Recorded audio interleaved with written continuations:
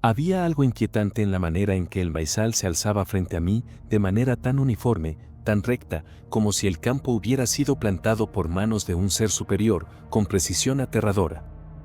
Los primeros días tras regresar a la finca de mis padres todo parecía en orden. La casa seguía en pie, polvorienta pero sólida, el jardín había crecido salvaje, pero nada parecía fuera de lugar. Eso hasta que empecé a notar las luces. Al principio pensé que era una ilusión óptica, algún reflejo extraño de la luna en las hojas o tal vez insectos volando por la noche, pero no. Eran luces, pequeñas, de un verde pálido, y se movían. No de una forma errática, sino siguiendo un patrón, un camino fijo entre las hileras del maíz. Y comenzaban a aparecer siempre a la misma hora, como si tuvieran cita conmigo. A medianoche, me asomaba por la ventana de la cocina, el aire estaba frío, denso. No había viento. Solo el resplandor lejano, parpadeando en la oscuridad, como una llama que no se apaga. Y una noche, sin saber por qué, me sentí impulsado a salir. Quería ver qué era eso, que causaba esa luz, porque no podía soportar no saber. Caminé entre las filas de maíz, mis pasos aplastando la tierra fría y dura, el crujir de las mazorcas al rozarlas, y las luces, esas luces, seguían un sendero delante de mí, sin detenerse. Iban y venían, de un lado a otro, tan claras y frías que no podía dejarlas de mirar. Llegué a un claro que nunca había visto, un pequeño círculo de tierra desnuda, rodeado de maíz tan alto que apenas dejaba ver el cielo. En el centro, una figura. No la vi al principio, estaba agachada, rodeada por esas luces. Pero en cuanto me acerqué, la figura se levantó lentamente. No era humana, no completamente. Era alta, demasiado alta. Su piel era pálida, grisácea, como si no estuviera viva. Y sus ojos, esos ojos, eran dos pozos vacíos, oscuros como la misma tierra. Entonces entendí. Las luces no me estaban guiando, me estaban marcando el camino hacia esa cosa. Y algo en mí, algo profundo y animal, me dijo que debía irme. Que debía volver. Pero ya no podía. Los ojos vacíos de la criatura brillaban como los de un animal que te observa antes de cazar. Salí corriendo de allí. Cuando llegué de vuelta a la casa, sentí que algo se había quedado conmigo. Durante las siguientes noches, las luces continuaron apareciendo, pero no me guiaban más. Se quedaban estáticas, observando mi ventana. Me despertaba en la madrugada, sintiendo sus miradas. Y luego comenzaron a moverse dentro de la casa, tocando las paredes, y el aire era espeso, como si algo estuviera respirando dentro de las paredes. Fue entonces cuando lo supe. Ellos estaban dentro de mí. No necesitaban caminar. Estaban esperando. Tal vez siempre estuvieron esperando.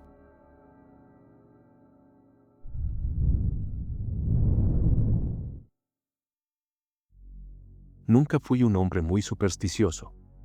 De niño, mis amigos me decían que había cosas que uno debía temer, incluso en el campo. La vieja historia del espantapájaros que tomaba vida por la noche, que caminaba por los campos, buscando a aquellos que se atrevían a desafiarlo. Yo me reía. Hasta que el espantapájaros comenzó a imitarme. Al principio no lo noté. Lo veía desde la ventana de mi habitación, de pie en su poste, justo en el borde del campo de trigo. Era un espantapájaros normal, con un sombrero de paja, un chaleco viejo y los brazos extendidos, como si intentara abrazar el aire. Pero después de un par de noches, empecé a darme cuenta de que algo no estaba bien.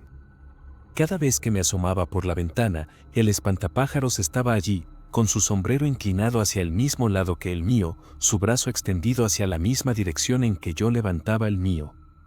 Al principio pensé que era un juego de la mente. El cansancio, tal vez.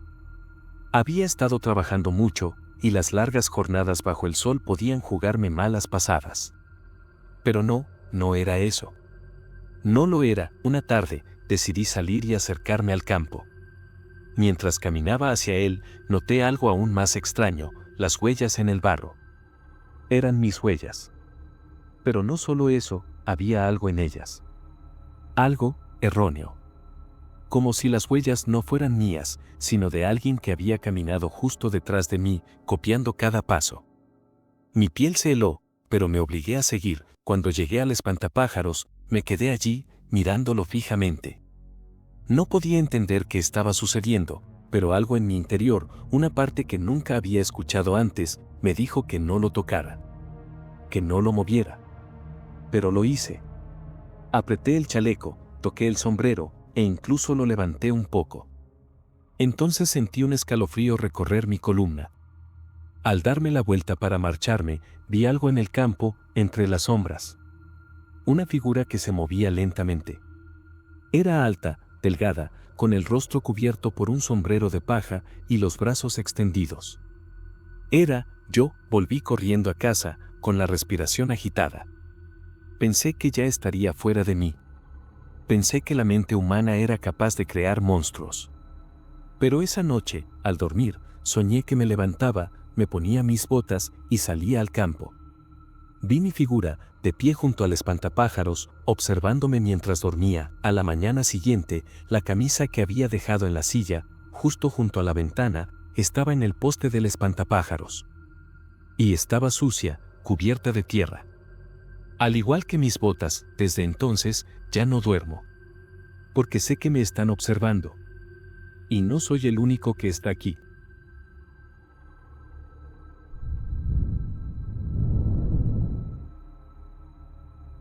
Cuando era niño, mi abuela me prohibía acercarme al pozo. No porque fuera peligroso o porque pudiera caerme. Decía que era por algo peor.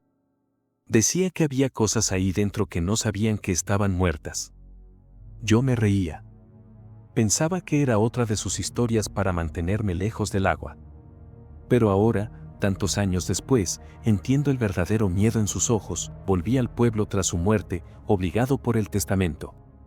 La finca estaba en ruinas, comida por la maleza, como si la tierra quisiera tragársela para siempre. Y en el centro, allí donde siempre estuvo, seguía el pozo. Cubierto por la vieja tapa de madera. Casi olvidado. Casi, las primeras noches escuché el viento. Luego, supe que no era el viento. Era un susurro. Bajo, persistente. Como alguien repitiendo mi nombre desde lo más profundo. Me acercaba a la ventana, convencido de que era un eco, una tontería, pero lo escuchaba claramente. Mateo, bajé al pozo una tarde. Levanté la tapa solo un poco. El aire que salió era frío y húmedo, con olor a hojas podridas y algo más, como óxido. O sangre vieja. Miré dentro. No vi fondo. Ni reflejo. Solo oscuridad. Una oscuridad densa, viva, que parecía mirarme a mí también. Esa noche soñé que alguien llamaba a la puerta. Era yo. Pero no como soy. Era más joven. Con la cara sucia. Y los ojos vacíos. Me decía que tenía sed. Que abajo estaba el agua. El agua que cura. El agua que recuerda. Me desperté con la garganta seca, los labios agrietados. Bajé a la cocina y encontré el grifo abierto y un balde junto a la puerta. Lleno hasta el borde con agua del pozo, empecé a beberla. Primero con recelo. Luego con necesidad. Como si me faltara algo y solo pudiera encontrarlo allí. Sentía que cada sorbo me traía recuerdos que no eran míos. Gritos. Cuerpos. Sangre corriendo por las piedras. Mi abuela rezando. Una tapa cerrándose desde fuera, me volví adicto. Pero también más débil. Mis manos temblaban. Mi piel se volvía más pálida. Los espejos empezaron a mostrar cosas que no hacía. Movimientos que no eran míos. Y el pozo susurraba cada vez más fuerte. Me decía que volviera. Que descendiera. Que ya era hora. Hoy he atado una cuerda al viejo tronco que hay junto al brocal. He dejado esta carta sobre la mesa. No sé si volveré. Pero si alguien la encuentra, no beba del agua. No escuche su voz. No le responda, porque si lo hace, entonces el pozo no dejará que se marche jamás.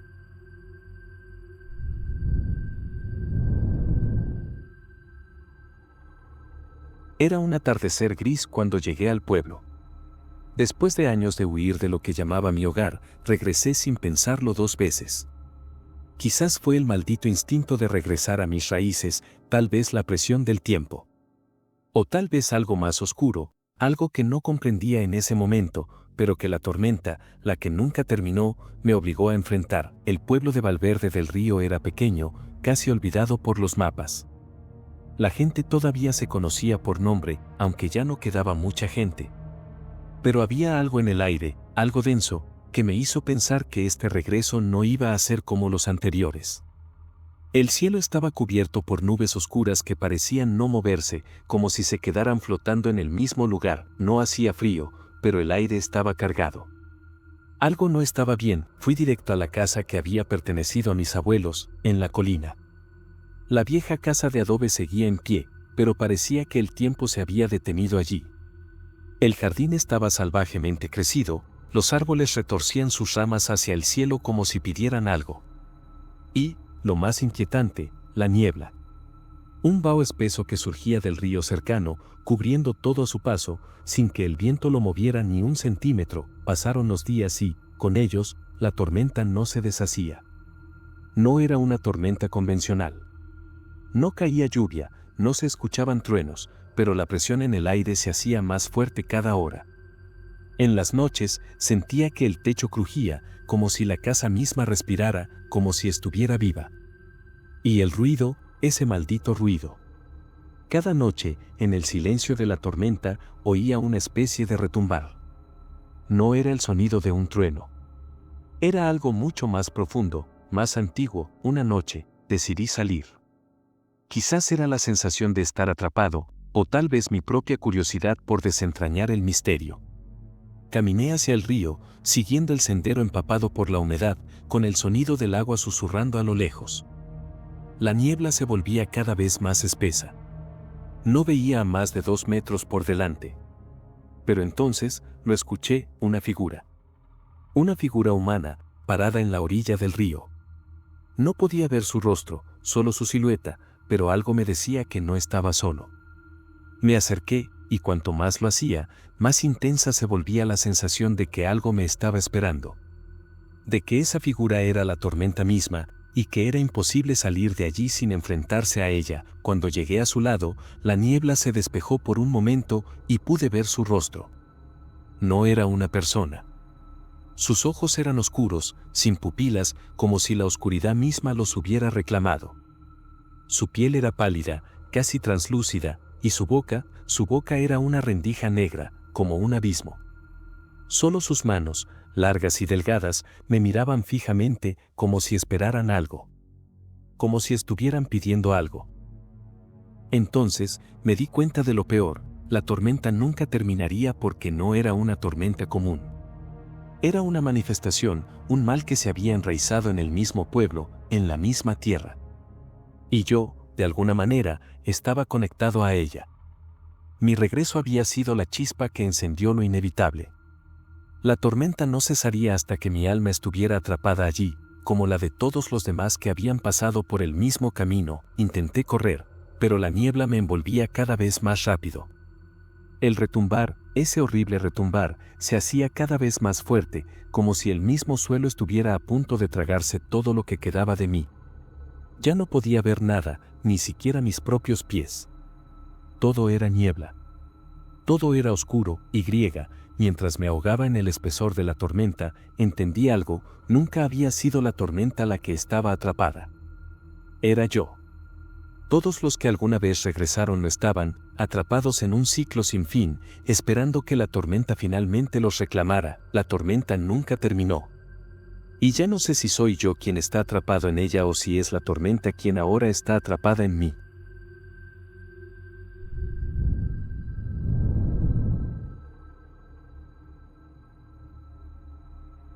La casa de adobe de mis abuelos no era como las demás.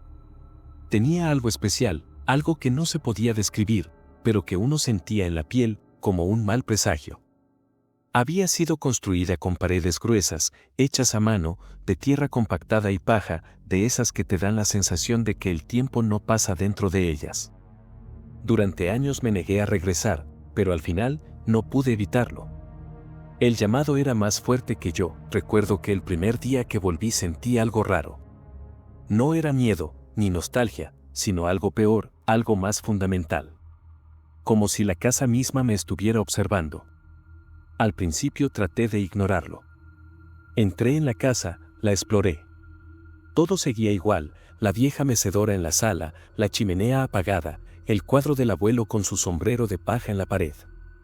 Nada había cambiado, pero había algo que no cuadraba. Esa noche, cuando me metí en la cama, todo empezó. Al principio fue solo un susurro. No lo escuché al principio, porque pensaba que era el viento moviendo las ramas de los árboles. Pero no. La casa respiraba. El aire se movía dentro de las paredes. Un sonido bajo, profundo, como el de alguien suspirando. El crujir de la madera, el susurro que se colaba entre las grietas del adobe. Me levanté, pensativo, con el corazón acelerado. Caminé por los pasillos, buscando el origen del sonido. Pero no había nada. Nada más que las paredes, gruesas y antiguas, que parecían estrecharse a medida que caminaba. Como si me estuvieran esperando. Como si la casa misma me estuviera engullendo. Intenté dormir, pero el susurro no cesaba. La respiración de la casa era constante, no se detenía. Pasaron los días y cada vez se hacía más fuerte, más clara. De noche, las sombras se alargaban en las esquinas de las habitaciones, como si la casa estuviera tomando forma propia. Al principio pensé que estaba perdiendo la razón. Pero no. Sabía lo que sentía, la casa estaba viva. Al tercer día, decidí bajar al sótano. Quizás allí encontraría algo que explicara lo que ocurría. No recuerdo cómo llegué hasta allá, pero el aire se volvía más denso a medida que descendía las escaleras. Al llegar al fondo, la humedad era insoportable. El suelo estaba cubierto de moho y las paredes rezumaban agua. Pero lo peor fue cuando vi el altar, en el centro del sótano, bajo una luz tenue que provenía de las grietas en el techo, había un círculo de piedras negras. En su interior, algo estaba escrito, algo que no pude entender, porque la escritura no era humana. Me agaché a leer, y al hacerlo, sentí una presión creciente en mi pecho, como si las paredes me apretaran, como si me obligaran a quedarme allí, atrapado. De repente, una ráfaga de aire frío me hizo darme vuelta. Y allí, en la oscuridad, lo vi. Una figura delgada, pálida, con los ojos vacíos, de pie junto a mí. No podía moverme. No podía gritar. Todo lo que podía hacer era mirar esos ojos vacíos, que me devoraban lentamente. La casa respiraba, y yo era parte de ella. Cuando desperté, ya no estaba en el sótano. Estaba en la cama, sudando, con el corazón latiendo fuertemente en el pecho. La casa había dejado de respirar, pero sabía que no duraría mucho. Las paredes me observaban. El aire era denso.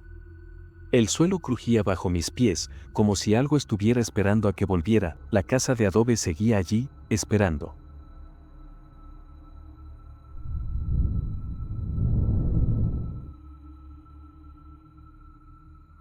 Siempre creí que los campos daban vida. En mi familia, cultivar la tierra era más que una obligación, era una tradición. Mis padres, mis abuelos, todos ellos pasaron sus vidas trabajando la misma tierra, cuidando las mismas hileras de maíz, de trigo, de cebada. Cuando me dejaron la finca, no había duda de que debía seguir con el legado. Eso pensé al principio.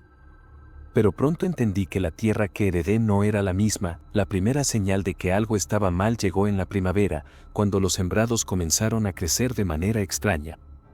No era que las plantas crecieran más rápido, ni que la cosecha fuera más abundante. No. Era el color. Era oscuro. Un verde tan profundo que casi parecía negro, como si la tierra estuviera absorbiendo luz en lugar de darla.